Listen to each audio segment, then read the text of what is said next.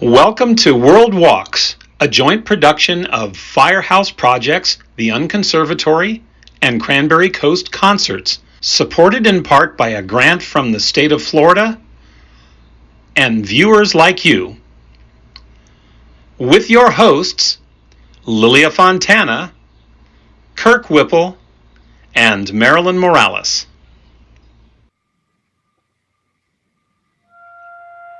Walks before curfew, walks through remote and urban areas, walks in neighborhoods have become escapes from our enclosures of four walls.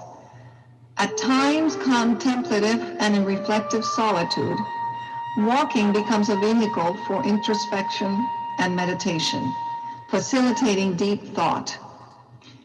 We walk in fellowship together with family and friends who have hunkered down together. Whether alone or with companions, walking is a deeply personal activity.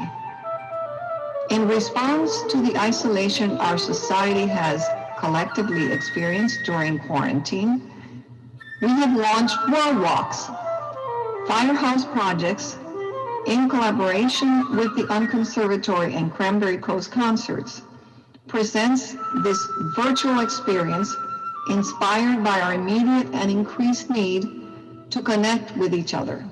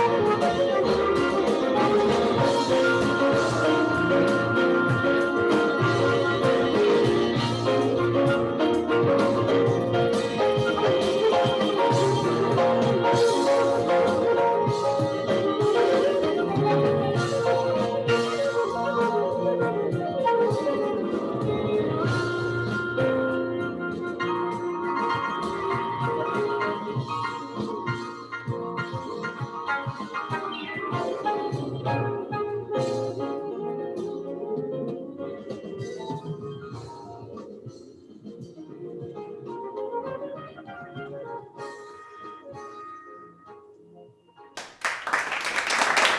wasn't that worth the wait? Yes, I think so. Nice. Wonderful. Well, hey there, Lily. Okay, welcome everybody to World Walks, our series of up-close and personal interviews with artists and educators walking, talking, and creating in their natural environment. Hi, Kirk and Marilyn. Hi, Lily. Yes. Hi there.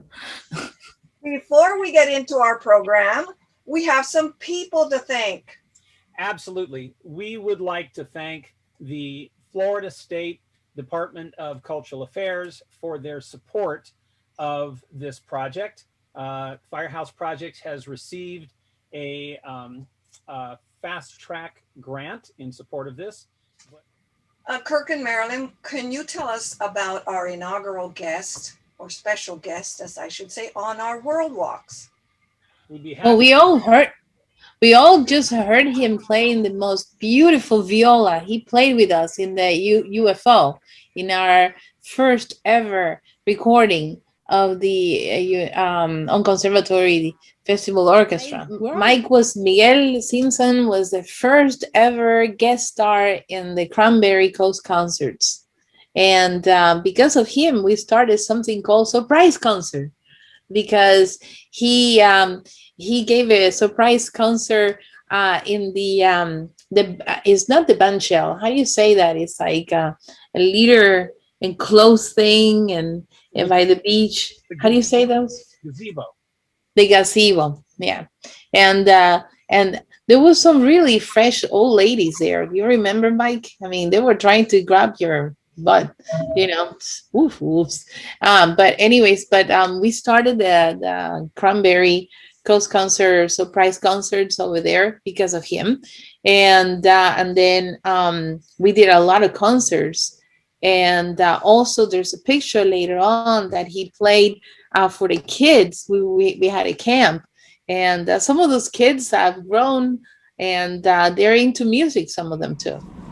I gotta say something really funny. So we were doing this concert, and I was accompanying Mike, and I have a tendency of going a little fast. I think it's the coffee that I drink, but Mike, it's a good thing I'm drinking less coffee lately, so I'm not rushing as bad. So anyway, so we practiced, and he said, "Well, just don't go too fast." So we get to the concert, and boom, one of the strings in his viola broke. Do you remember that? Yes, I do. And then you said, "Oh, let's get," and then you put the new string, and you said, "We should do this as soon as possible so that, it doesn't get out of tune." And I said, "So you want me to go fast?" And he said, "No." That was funny. Oh, Marilyn, I love your stories. You've got great stories. You got great storytelling skills. So here we go. So, ladies and gentlemen, welcome to Michael Simpson's World Walk in Orlando.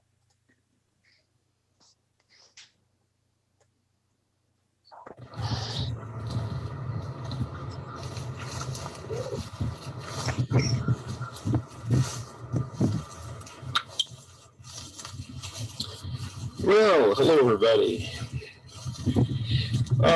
Just wanted to invite you to come along on my golf course walk. And here, let's get a shot of it. Just coming over the hill here. You'll see how beautiful this is. There's always a beautiful, beautiful view here, out here. And this is the golf course. Taken some wonderful pictures from out here, and it's right in the heart of the city, which is the neat thing.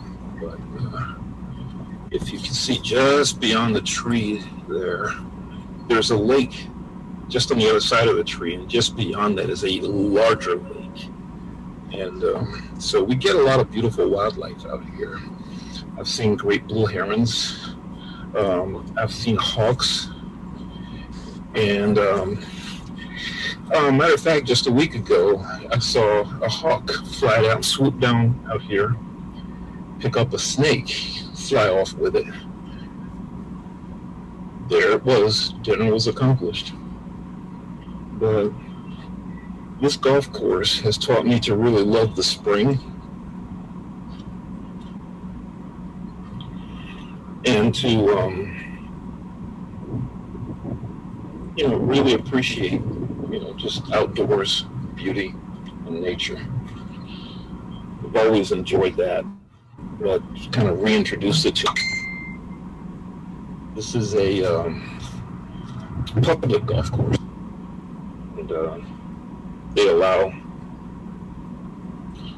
people to do things like this, come out and take walks.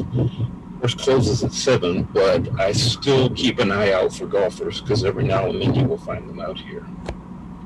So just walking around and enjoying it. This is the second hole. And I assume that's a yard marker from the first hole, which is behind me back that way, but that's you're heading in that direction. So when you take off after the first hole, you're going to head in this direction.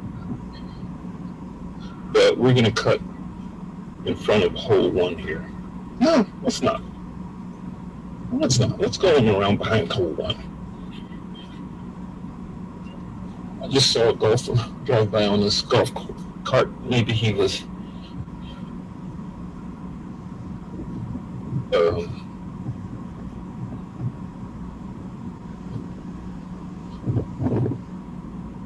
heading back. And here you see the main street. And like I say, this is a beautiful, beautiful course right here in the heart of the city. Matter of fact, to get to hole 3, you have to drive under a tunnel and drive under this road. I've never done that. I usually make my walks around here. But let me get back to what I was saying about this golf course, and one of the reasons I love it. About this time last year, everything shut down.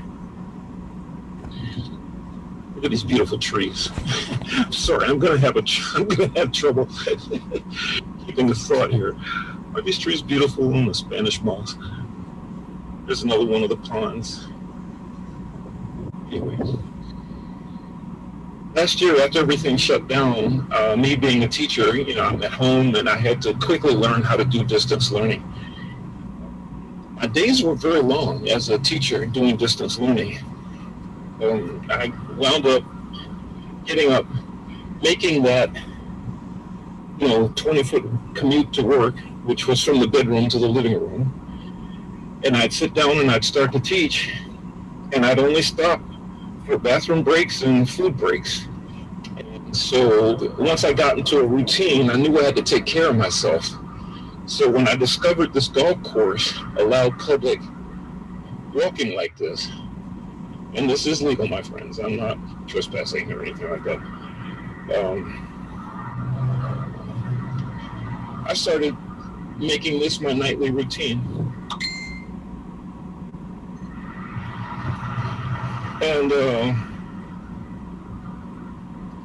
getting my exercise and everything like that. But in a sense, it kind of became my sanity walk too, because, the city shut down. You're on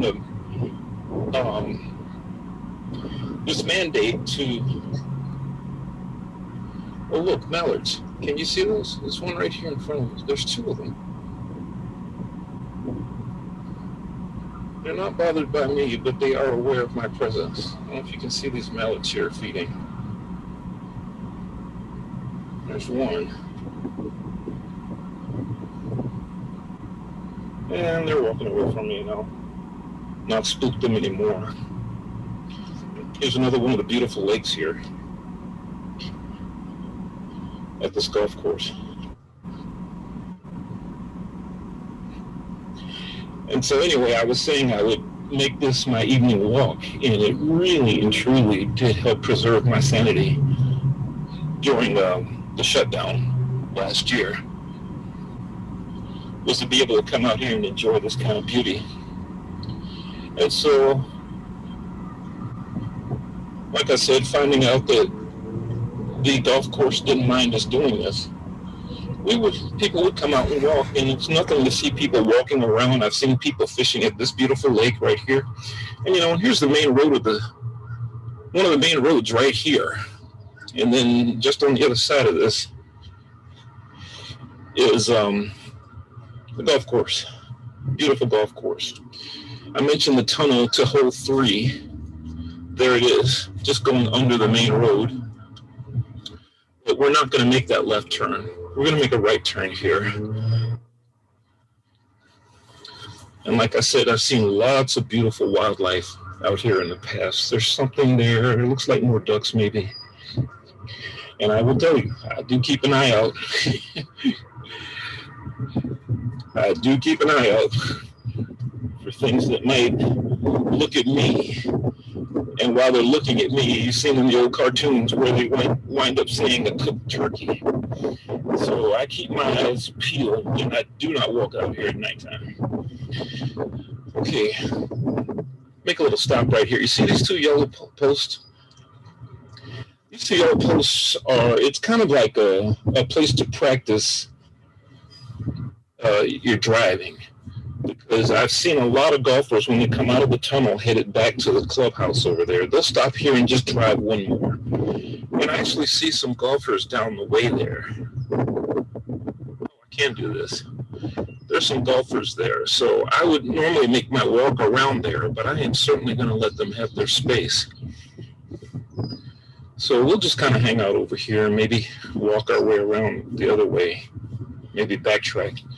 I'm not quite sure what they're doing, because that is the route. They're right in the middle of the route from the clubhouse here to hole 1. You see the golfers, if they were to continue what is to the right here, and it's completely out of sight, hole 1 would be about in that direction, which is about northwest or so. And here we are looking back at where the walk started. So we've made like a half circle, but like I said, I'm going to stay clear of those golfers because they don't need a pedestrian in their way.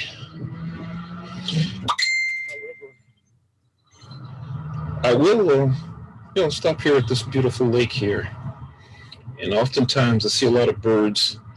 There's one particular bird that likes to get on those branches on the other side over there. And I guess after doing their own fishing, they're not out right now, but after doing their own fishing, they'll perch on the branch, spread their wings, and just dry their wings from having been underwater catching their meals for the day. This is a smaller, I guess this would be considered a pond too. The huge lake is in that direction. You can't see any semblance of it now. And that's, to be honest with you, one of the places I avoid. Because I don't know what's back there, and I don't want to know. But if there is anything back there that wants to make me its dinner, I want it to stay over there.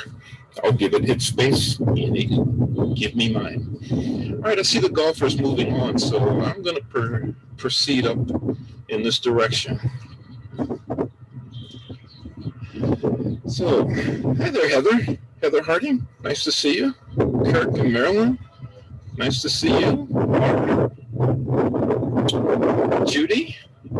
Hey, Angelica. How you doing, Dr. Chin? Hope everybody's doing well. I'm just out on my golf course walk, which is one of my peace of mind activities I do to take care of myself, get some exercise. There's a lake just on the other side of these trees here to my right. And if I walk around that lake, I've walked 1,000 steps. So I do count steps. Alexa, hey there, how's it going? How are things out there on the other side of the country? Oh, I scared these ducks. They flew off. You can't see them. Okay, but you're starting to see this beautiful sunset. I don't know if you can see the sun. It doesn't look like it's very clear. It's just under the clouds there, that top level of clouds. So we're getting a beautiful sunset. And I'm going to continue up this direction. And it's, like I said, steer clear of those golfers I saw. Give them plenty of room. Oh, I see them again. They're just on the other side of those trees there. I don't know if you can see them here. They're going to get plenty of room from me. I'm not going to do anything to impede on their game. So we'll just hang out here at the lake. And like I said, I have seen people sit on the bank of this lake and fish and just chill out. To be honest with you, this was about as close to the bank as I'm going to get, because the owners of the state, also known as alligators, like water also. Now, so I'm told no one's ever seen a gator on this golf course. But if I ever do, I want it to be at some great distance. So we're just going to hang out right here and enjoy this beautiful view. Yeah, it really is beautiful. It really is beautiful. Thank you, Marilyn. The sunsets are gorgeous. I love having this view of the sunset because I love East Coast sunrises and I love West Coast sunsets. I remember once being in Naples, Florida, down in Southwest Florida, and went to the beach and watched the sunset. And everybody who was gathered here, once the sun disappeared below the horizon line, everyone put out an applause. It was kind of like one of those situations where you get on a plane and the plane touches down on the ground and touches down on the ground and everyone breaks out in applause. That's what it reminded me of. So I was going to take you all the way around this lake that you cannot see, that's on the other side of these trees right here, but there are golfers right there. Like I said, course closes at 7, but it doesn't mean people go home at 7. So maybe I'll walk around this way.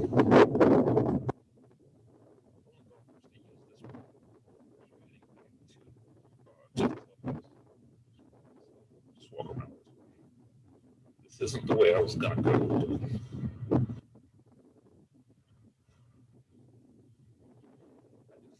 That I normally see. They're really cool. I don't try to feed them. The best thing for wildlife, and the best security we have with wildlife, is their natural fear of humans. That's certainly the case for alligators. Matter of fact, it's illegal to feed alligators in Florida because that natural fear that they have of humans. Once you feed them one time, they're no longer afraid of you, and they can't tell the difference between you as a source of food and you as food. So we don't feed the alligators here, and I just, as a matter of practice, don't feed the wildlife at all. So kind of down in a little bit of a dip here. There's high hills all around, but top and other side of the hill is a place where you find a lot of golfers. So I'm going to avoid that area for right now. And then again, there's the sun that's right behind that beautiful cloud right there. I don't know if we'll get any beautiful sun rays or not. And this nice building is the clubhouse. Had some meals in there. Used to vote in there, but they've changed the precinct doors and we vote somewhere else now. But voted in there for about 5 years.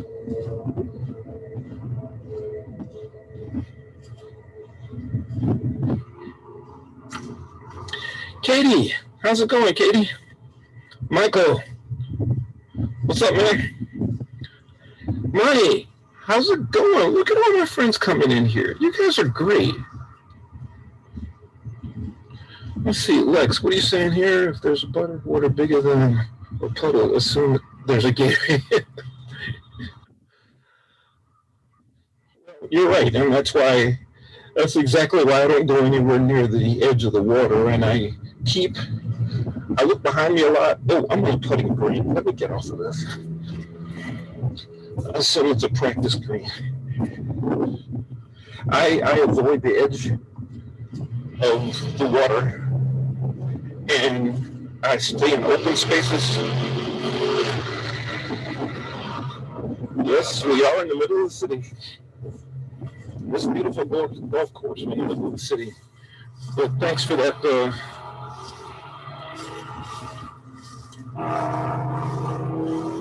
Thanks for that warning, Lex. Really good to see you here. Okay, we're coming up on the area close to the clubhouse, and of course the parking lot is up here.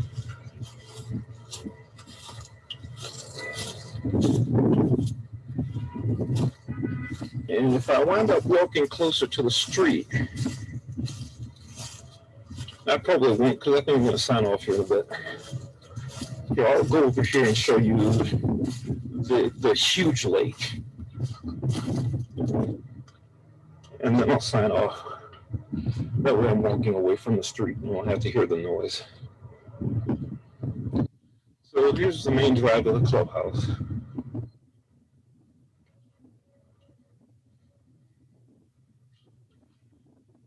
This is one of the things I do for self-care, peace of mind.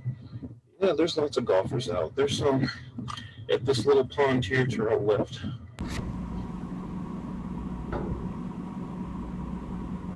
I'm just going to stay on there it is. There's the huge lake. You can't really see it all from here. Goes to over to the right. That's a very, very large lake. This area has a distinction known as the chain of lakes, and there are quite a few lakes around this area, and I'm sure that's one of the big ones. All these other little ponds and things like this. That's connected to the chain or not. Okay.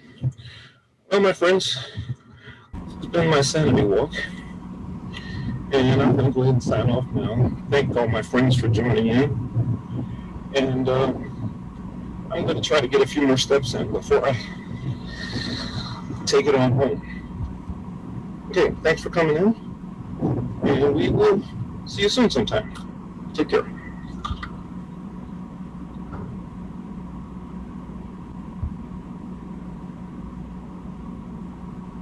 That's awesome. Michael, thank you for allowing us to go on this walk with you. Thank you again for the invitation to take part in this little project, and especially to share. I enjoy sharing things, and I had mentioned to a friend of mine it would never have crossed my mind to have done a Facebook Live sharing of my sanity walks, even with the number of pictures I take and post about it.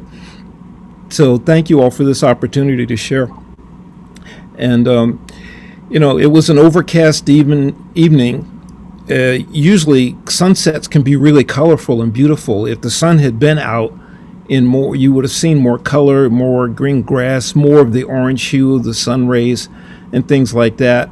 But still, there's the open green, and that's what I consider my little oasis right in the heart of the city. So fortunately, the golf course allows the community to do that very thing. And I've enjoyed taking advantage of it. Michael, from the walk that we're going to pop up on the screen here. You give me just a moment to get the perspective. This is I love this one. I mean, who doesn't love a rainbow? But I'm going to give Michael a chance to comment on the photos as they come up. Rainbows it's something very special to me since I was a child. I've really enjoyed rainbows. Any chance I have to just stop and stare at one like I did here. This was actually one of my very first walks. I don't remember if it was the first or not the very first, but it was early on once I decided to take walks like this. And then there had been a rainstorm. And then as I got out on the golf course, saw this beautiful rainbow. And I don't know if you can see, it's very faint. That's actually a double rainbow. You're seeing the inner rainbow there to the right. You might see a little strip of red. That was the other strip. Oh, a double rainbow! Whoa! A double. Oh! Okay. Do you get the reference? Do you remember Double Rainbow guy? No. Okay, well, there's a guy who went viral because he took a picture of a double rainbow and like 3 billion people saw his video. He was crying and screaming and yelling and in ecstasy. So anyway, that was the reference. Okay. Where's Randy when you need him? Badoom chick, you know. Yeah. Okay. Cool. So yeah, that was early, one of my early walks, and early on my walk, and just I love this little oasis in the middle of the city because it's green, it's beautiful. There's lots of trees, and I've just discovered this thing. I think it comes out of Japan called forest bathing, where people will go through walks in the forest and just let the energy of the forest kind of bathe your soul and your psyche. Speaking of walks, this was my trip to Hong Kong and southern China. We took 2 years ago, just about this week. I took students on a performance trip to southern China. We connected with a private boarding school, international boarding school, that was in southern China. And so we spent 4 days in Hong Kong. This was our hotel, the Harbor Grand. This was the first morning after, you travel all day and you land, you go to bed, you wake up the next morning. That was my first day here at the Harbor Grand, just walking outside. I took a walk, and I assume you'll see in a little bit the first stop I made on my walk the first morning there. This was actually day 5 when we went into southern China. That was the border station where you get looked at with lots of discernment, and nobody smiles at you, and you're very, very serious there. I was just outside of the border station. This was in southern China proper. It was a theme park known as Splendid China. There was so much to see and so much beauty there in Splendid China that I just couldn't capture it all. But this one really caught my eye, so I figured I'd take a selfie with the pandas. And you'll see some other ones, like the giant dragon, the giant red dragon. That was in a different part of the park. They did miniatures in this same park, they do miniatures of famous scenes in China, like the entire Forbidden City was done in miniature. I don't know if that's on this or not, but and then we're back on the golf course here, and that tree, of course, is no longer among the living, but serves as a host for all that Spanish moss, and looks kind of creepy, and also kind of cool. And here you can see a little bit more of the colors that you get when the sun is out. Either picture, Kirk. Okay, there's just so much color and so much wildlife. You get the cranes there, you get the blue herons, you get the little blue herons, you get the hawks. You get the creepy crawlers. There's lots of squirrels and snakes, etc., etc. But it's outdoors, and it's, a wooded area, so you're going to get those kinds of things. And like I said, thank goodness, most of them, when they see me, they run away, and I'm perfectly okay with that. Because if they start approaching me, then I'm going to be the one running away. I like this. I like that you've got yourself in the shadow of the sun here. That's lovely. It's funny. The Facebook post I did had this one. I got the theme of a Halloween fun house, and this one I called like the House of Mirrors, the Fun House of Mirrors.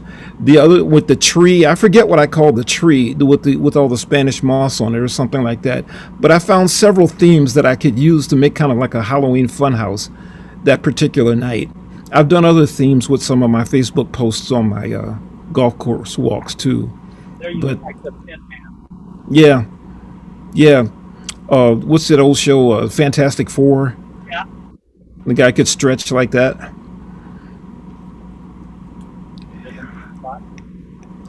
I just never seen a bird that big perch like that, or duck. I assume that's some sort of duck, but perching up that high. And, as far as the Halloween theme was concerned, yeah, it's kind of creepy because he followed me. with his eyes. And one of my favorites here. This is absolutely one of my favorites. Just a gorgeous, gorgeous sunsets. This is what beautiful days can be like on the golf course walks. And I will tell you, and as far as keeping one's sanity, this golf course was really, really a lifesaver for me. So it became a nightly event for me. So if the weather was good, I took my walks. Because that's going to be a common theme amongst all of our world walkers in the last year. Mm. And the thing is, every day you'd see something different. If you were blessed to see a rainbow, but and every day the sunset is different, just based on whether it's a clear sky or the formation of the clouds, the colors that you see, and things. Every day was different. Even if I walked the same route and around that big lake that we did not get to do on the video. Oh, by the way, just let me say I apologize for the audio quality on that walk. If I had known it was so bad, I would have tried to have done something about it. But the audio was just really, really bad. The wind blowing on the phone and the like. The live element, you never can quite expect that. And since you're there, we don't. Our budget isn't big enough to have an audio support all around. Right. But look at this. I want to get my lawn chair and and my umbrella and go kick my shoes off and just sit there and watch and experience that. So it's just absolutely gorgeous. It was healing, really and truly healing. And a little sniffer of Crown Royal while you're at it, right? Well, yeah, but yeah. And there we go. Here's the last shot of our walker. And yeah, one of the last times I voted there at the clubhouse, I think it was the presidential primary before they changed the voting location. And voting is something that is very, very important to me. Usually when I vote, I take a selfie with my sticker and I make mention of the fact of how important this is. It's almost a sacred responsibility as far as I'm concerned, because people suffered and died so that me and my family and my people can do this and have our sacred say in how society goes. So if you don't vote, you don't have a voice. And so no one, as far as I believe, no one should give up that voice. So this is something that's very, very important to me. So if I never do it again from this location, I will always vote. I will absolutely always vote. And that's the lake. That's where I ended the video. That's the same lake I was showing you. You see it a little bit better here behind me. But when I left the clubhouse, I came out and took this selfie. I tell you, Michael, this would be a great time. We've got what I'm going to do is I'm going to ask our people in the audience to unmute themselves if they wish to come online. I'm doing that right now. And we have several guests. And if you want to also turn on your video, you're welcome to do so. And if you have any questions or comments for Michael Simpson, our premier world walker. So, do you live right by the golf course? I do. I live right on the edge. Is that John? Yeah. Hello, John. How are you? What a pleasure to see you and to hear you and talk to you again. It's been a long, long time. Thank you. It has been way too long. Yeah, it's been too long. You're right. But my building where I live, the property is right on the edge, one of the border edges of the golf course. And so I can walk right out my front. As a matter of fact, my back patio, it's a completely screened-in patio, overlooks the golf course. So there's a lot of mornings I spend on my patio soaking in life and nature.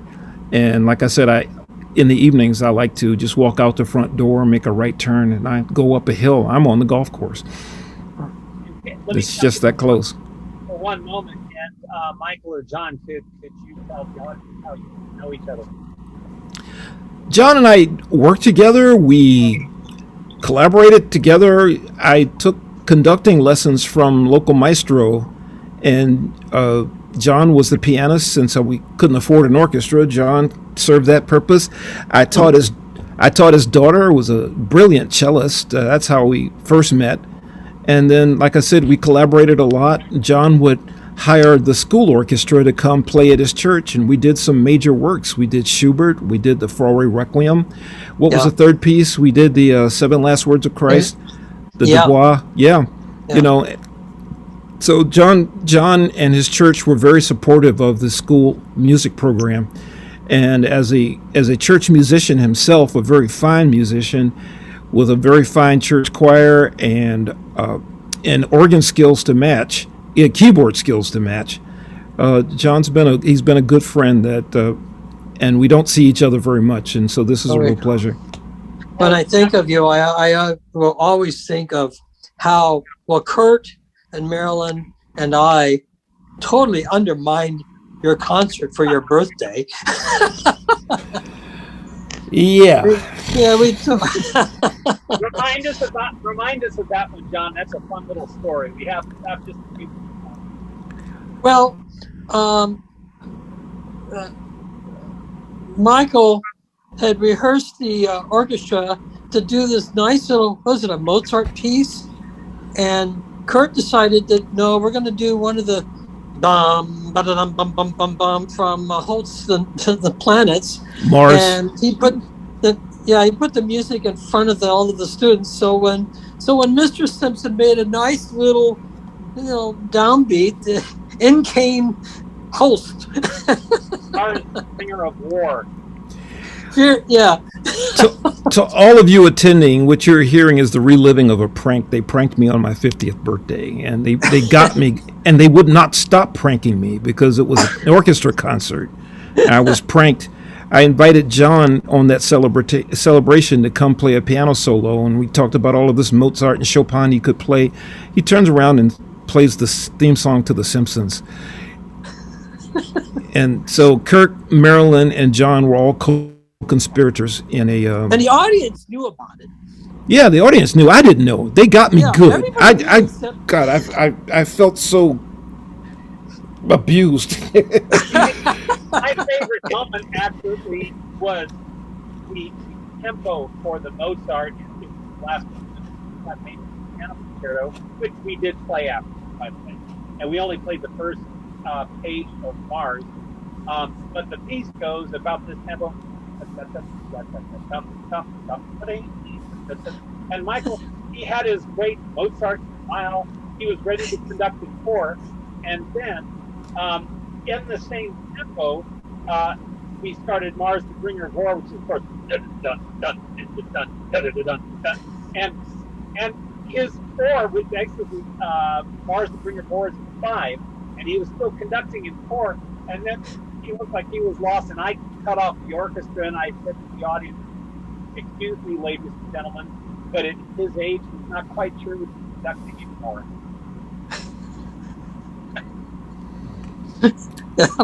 I throw up my hands. That's all I can do. I throw up my hands. And he was a good sport, and he did play the Mozart and conducted. Hey, let me ask before we start telling any more stories that are going to take more of my hair off of my head. Katie Ketchum, did you raise your hand for a question? Just wanted to check. Katie Ketchum? Oh, yes. Did you have a question? Yes, I did. And can you put the video back on, Kirk?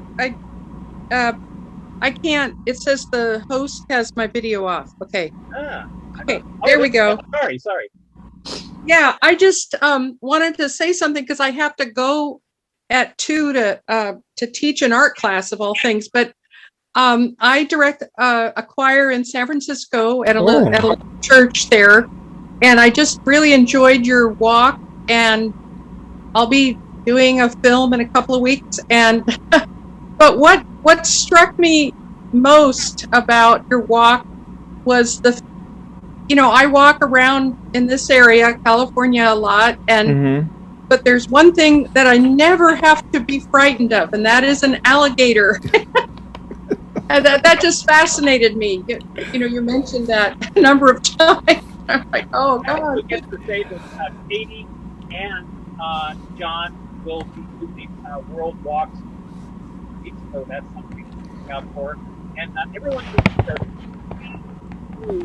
promote the World Walks on Facebook because we're hoping to gain more and more audience for this. But we have just a few minutes left before we have to sign off. If anybody else has any questions or comments. I'll comment. Am I coming through? Yes. Okay. Thank you for that tour because I've been many places, but I've never been to Florida, and I really enjoyed getting that atmosphere there. Seeing something like the Spanish moss, and then of course, as Katie mentioned, the alligators. We don't find them in Massachusetts. No, okay. I also have been known to post pictures of sunsets in nice. Massachusetts, though. Like a Cool. lot of them. Thank you. Katie, everyone, I'll tell you, the alligator has taken on a life of its own with me. I'm sitting in my classroom right now because I had some work to do, so I just signed on from here. But if you'll notice behind me, there is a 6-foot blow-up alligator there. Like I said, the gator's taken on a life of its own, and it's even permeated into my classroom. I don't have time, I don't think, to tell the full story. But I made up this whole thing about an alligator named Friedrich. And Friedrich, whenever I mention Friedrich to my students, Friedrich represents just the thought that you can always do more. So I won't tell you the full story because it will take a little while. But so if I ever mention Friedrich to my students, you will hear, they know and understand what Friedrich means. Or if I'm in the classroom here and just point to Friedrich, they understand what I mean by that. So, and I wear a lot of Lacoste polo shirts, especially when I'm teaching, especially when I'm guest conducting, or even as serving as a clinician, a guest clinician somewhere. And I always bring up the Friedrich story and use it to, just to drive home the point that, you can always do more. You can, because musicians are always improving, no matter how good they are. They're always practicing, they're always improving because that's important. So, the alligator's taken on a life of its own, especially as far as my teaching is concerned. And, Wonderful. Thank you for sharing. And Jimmy Dolan has a question. Jimmy, yes. Yeah. Hey, Michael. I just wanted to actually ask you a musical question. Sure. A particular piece, maybe a favorite or two that you enjoy as a violist, and then if you had one or two or as a conductor. I was just curious about the different perspective there between when you're leading the orchestra and then when you're actually in the orchestra. So I just wanted to ask you that. Jimmy, I couldn't pick a favorite if my life depended on it. As long as I'm connecting with the music, and as a musician, like for example, working with John Renfro, I'm conducting my school orchestra, and we're collaborating. He's jointly conducting his chorus while playing the organ, and we put together a Schubert Mass, the Mass in G of Schubert, and even that Fauré Requiem. When you're in the zone, when you're in the element, and you're making music for the people, for the enjoyment of the people, for their own enlightenment, and just to better the world and society, it's the music. I do connect with Tchaikovsky. I can say that the Serenade for Strings is one of my favorite pieces. I've had the opportunity to do that with students a couple times now. Other than that, it's probably like just what's in front of me. I'm here at school because I'm working on the Overture to Ruslan and Ludmilla, which I'm trying to pull off with my school orchestra in 2 weeks. And it's causing some challenges that I'm going to have to try to fix before I meet them again when the week starts. So, but, and then for me, it's, why do I teach? I teach to see light bulbs come on. And what a totally unique way to do that through music. Everyone's got their thing, and my parents made sure that if we lived in their house, all three of their children lived in their house, we studied and played music. And so it just caught on from there. So, my lifelong mission is to be a teacher, to turn those light bulbs on, and to do it through music. And so I could go back to your question. It's just like probably whatever's in front of me at the time. Yeah. Oh, Yeah. That's great. That's great. Thanks, Michael. I appreciate it. Thank you. Thanks for the question. Well, and on that note, we want to thank everybody. Lily, would you like to send Yes, I'd like to thank our very first guest of World Walks, conductor, the violist, and the educator, Michael Simpson. Thank you. It's been my pleasure. Thank you. And it was great listening to you and seeing your film, the film and the images as well. I appreciate it. Thank you. Thank you. It's been an honor. Thank you so much. Yeah, thank you, Michael. And also, we can't forget to thank our supporters, the State of Florida Division of Cultural Affairs. And we also are going to have a GoFundMe campaign at this point. So stay tuned to that. And we would like you to tune in next Sunday when World Walks will feature us, Kirk Whipple, and Marilyn Morales. Are you there, Marilyn?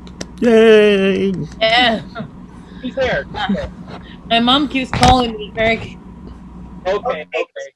So on behalf of Firehouse Projects, the Unconservatory, and Cranberry Coast Concerts, we wish you wonderful walks from everywhere you are in the world.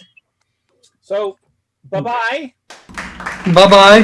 Bye-bye. See you soon. Bye. Thank you. All right. Bye. Adios. Bye.